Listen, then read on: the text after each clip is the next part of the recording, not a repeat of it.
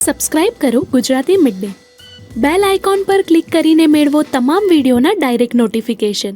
हम निराधार नहीं कह रहे हैं, हम साधार कह रहे हैं और हमको निराधार कहने वाले निराधार कह रहे हैं। हम बोलेंगे और दृढ़ता से बोलेंगे और अभी तो बोल रहे हैं, अगर ज़रूरत पड़ी तो हम सेना खड़ी करेंगे।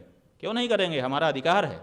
अपने देश में ठगी भी एक धंधा है, खूब होता है, लेकिन यहाँ आदमी ने जा करके, मनुष्य ने जा करके केदारनाथ भगवान को ठग लिया। देखिए, हम सांप की बिल में जा करके सांप को नहीं भगाते हैं, डंडा नहीं फटकारते हैं, लेकिन जब हमारे घर में कमरे में दिखने लग जाए तब डंडा फटकारेंगे कि नहीं कि भाई यहाँ से जाओ। तो राजनीति से हमारा क्या लेना देना। लेकिन जब राजनीति हमारे मंदिर में घुस गई, राजनीति हमारे मठ में घुस गई, राजनीति हमारे जीवन में घुस गई, हमारे धार्मिक जीवन में, तो हम बोले भी ना। वो कहते हैं 22.8, उसको 228 किलो बोला जा रहा है। पहले तो आपने 230 किलो बताया, अब आप कह रहे हैं कि 22.8। तो 18 कच्चर में लाद के क्यों ले जा रहे थे और ट्रक में लेकर के उसको सुरक्षा में क्यों आ रहे थे। ट्रक में तो हम मान लेते हैं कि ट्रक में रखा होगा, आपने उसमें पुलिस बैठाई होगी, सुरक्षा आदि कारण रहे होंगे, 2-3 तरफ से जकड़ लिया होगा, लेकिन 18 खच्चर में क्यों लेके गए, इसका जवाब बताइए। और पुलिस क्यों इतने दिन तक लगाई और उसके पीछे जो खर्चा किया गया उसका क्या है, एक।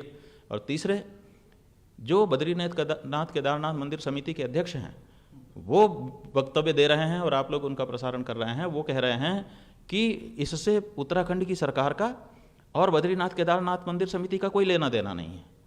वो कोई दाता था, वो आया और लगा करके चला गया। क्या ये संभव है?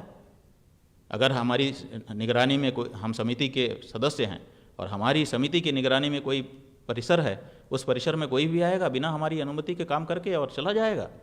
और मान लिया कि दाता आया और उसने लगाने के लिए कहा, आपसे अनुमति नहीं ली, तो पहले तो अनुमति बिना लगाने कैसे दिए, और दूसरे वो चांदी कैसे निकालने दिया उसको, और तीसरे लगा दिया तो क्या लगा देने के बाद उसने आपको कोई हैंडओवर नहीं किया रिकॉर्ड कि इतना सोना हम लगा रहे हैं और इसको आप स्वीकार करिए, अब ये मंदिर का हो गया, अब हमारा नहीं रहा। तो अब फिर उसको आपकी जो किताब है एसेट की, कि आपके पास कितनी सामग्री है, क्या उसमें आप अपने स्टॉक रजिस्टर में उसको मेंटेन नहीं करते हैं। कोई भी आएगा कुछ भी रख करके लगा करके चला जाएगा और आप उसको मेंटेन भी नहीं करोगे स्टॉक में भी। तो ये जो बातें हैं, इन पे शंका उत्पन्न होती है। और उसके बाद जब ये बात आई, उसके बाद से जाने कितने लोगों ने मांग की, जाने कितना हल्ला मचाया गया कि जांच कराओ जांच कराओ, आज तक जांच नहीं हुई। तो हम निराधार नहीं कह रहे हैं, हम साधार कह रहे हैं और हमको निराधार कहने वाले निराधार कह रहे हैं, ये हम कहना चाहते हैं। महाराज जी, मेरा जो पीड़ा है वो ये है कि देखिए, विश्वासघात, ठगी, ये सब खूब हो रहा है। अपने देश में ठगी भी एक धंधा है, खूब होता है, लेकिन आदमी आदमी को ठगता है। यहाँ एक दूसरी बात हो गई, यहाँ आदमी ने जा करके, मनुष्य ने जा करके केदारनाथ भगवान को ठग लिया। केदारनाथ को भगवान को ठगा जा रहा है। अगर अभी भी हम चुप रहे या कोई भी सनातनी चुप रहा तो फिर इसके बाद क्या होगा। कोई व्यक्ति को ठग ले तो हम एक बार उपेक्षा कर देंगे कि भाई चलो ये तो चल ही रहा है, लेकिन यहाँ एक व्यक्ति, एक संस्था भगवान केदारनाथ को ठग रही है। तो अब भगवान को जब ठगा जाने लगेगा तो क्या भगवान के पुजारी बोलेंगे नहीं। और हम शंकराचार्य हैं, हमारा धार्मिक क्षेत्र में दायित्व बनता है, पहली बात ये। और दूसरी बात आपने कही कि आप राजनीतिज्ञों की तरह बोल रहे हैं, तो हमारा ये कहना है, केदारनाथ के बारे में हम बोल रहे हैं। केदारनाथ भारत की संसद है कि उत्तराखंड की विधानसभा है। हम भारत की संसद के बारे में बोल रहे होते, उत्तराखंड की विधानसभा के बारे में बोल रहे होते, तब आप हमारे ऊपर आरोप लगा सकते थे कि आप राजनीति बोल रहे हो। हम केदारनाथ मंदिर के बारे में बोल रहे हैं, वहाँ के विराजमान देवता के बारे में बोल रहे हैं, उनके साथ हुई ठगी के बारे में बोल रहे हैं, दुष्प्रचार के बारे में बोल रहे हैं, घोटाले के बारे में बोल रहे हैं। और उसके बाद आप कहते हो कि हम राजनीति कर रहे हैं।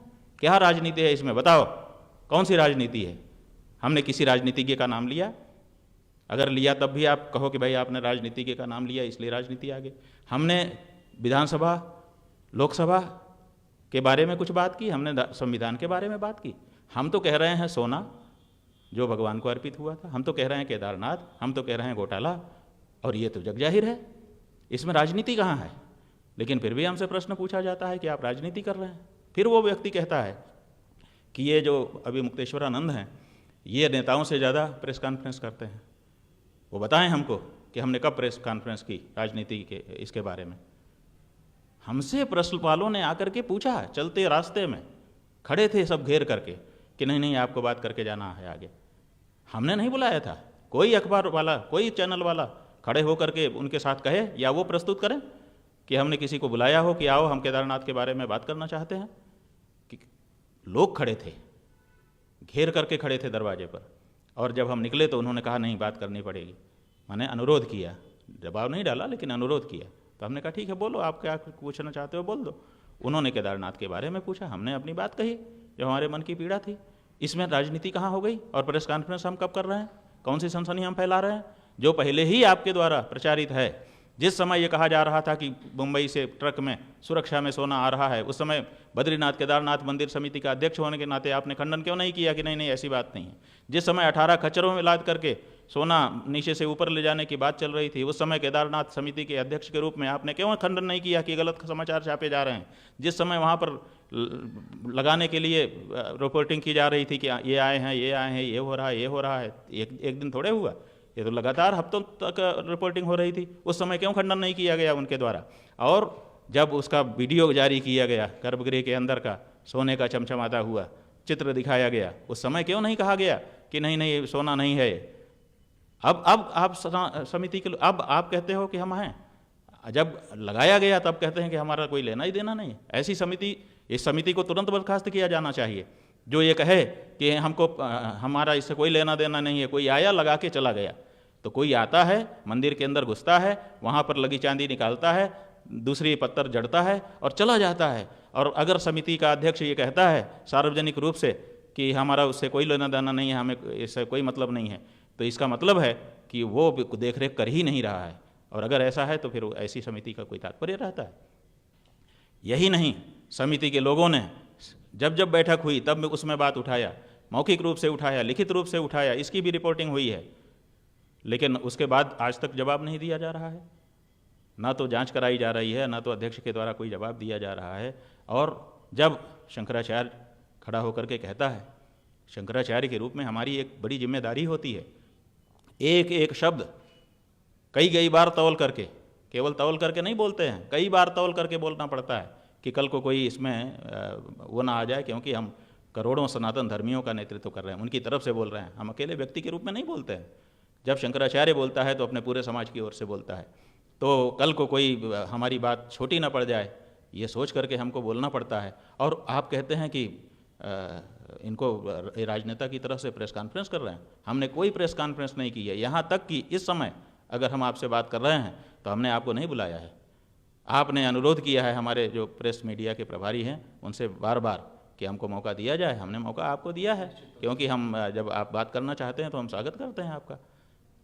तो ये जो दो आपने बातें कही कि एक तो हम निराधार बात कहते हैं, हमने आपको विस्तार से बता दिया कि हम निराधार नहीं कहते हैं, बल्कि हमको निराधार कहने वाले निराधार बात कर रहे हैं, और दूसरे नेता की तरह से हम व्यवहार कर रहे हैं। ये बात जो हमारे ऊपर आरोप लगाया जाता है ये केवल आरोप है, ये सत्य नहीं है। क्यों? क्योंकि हम प्रेस कॉन्फ्रेंस करते नहीं हैं, लेकिन अगर करनी भी पड़े तो सच की बात को उठाने के लिए हम करने को भी तैयार हैं, और जितनी बार करनी पड़े उतने के लिए भी तैयार हैं।